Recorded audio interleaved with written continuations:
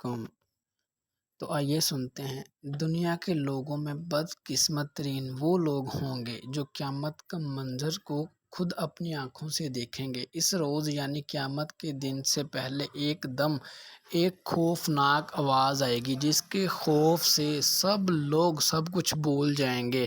اس خوفناک آواز کے بعد سورج پھٹ جائے گا، تارے ٹوٹ جائیں گے، چاند بکھر کر ریزہ ریزہ ہو جائے گا اور زمین میں دراڑیں پڑ جائیں گی اور پہاڑ روئی بن جائیں گے، سمندروں میں آگ لگ جائے گی، دنیا تہس نہس ہو جائے گی۔ پھر اس خوفناک آواز کے ساتھ پوری دنیا کو اللہ تعالیٰ موت دے دے گا۔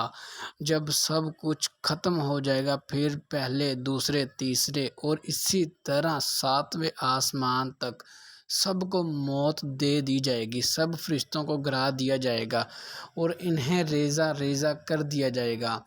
پھر رب تعالیٰ فرمائے گا، کون باقی ہے؟ آواز سن کر ملک الموت حضرت عزرائیل کہیں گے، یا اللہ مجھ سمیت تیرے 4 فرشتے ہیں۔ یہ جبرائیل، میکائیل اور اسرافیل ہیں۔ اللہ تعالیٰ فرمائیں گے کہ جبرائیل اور میکائیل مر جائیں۔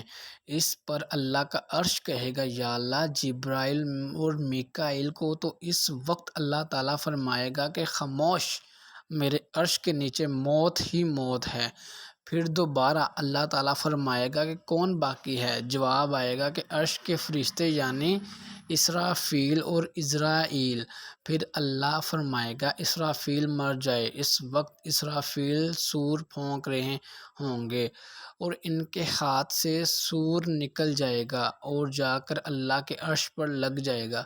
پھر اوپر اللہ اور نیچے صرف عزرائیل علیہ السلام باقی ہوں گے۔ پھر اللہ پوچھے گا کہ کون باقی ہے؟ تو جواب میں عزرائیل علیہ السلام کہیں گے، بس اب تو میں ہی باقی ہوں۔ پھر اللہ تعالیٰ فرمائے گا کہ جا، تو بھی مر جا، تو بھی میری ایک مخلوق ہے۔ پھر اللہ تعالیٰ کہے گا کہ کوئی میرا شریک تو آؤ۔ پھر اللہ تعالیٰ زمین آسمان کو ایک جھٹکا دے گا اور فرمائے گا، میں یکتا ہوں اور میرا کوئی شریک نہیں۔ اللہ اکبر۔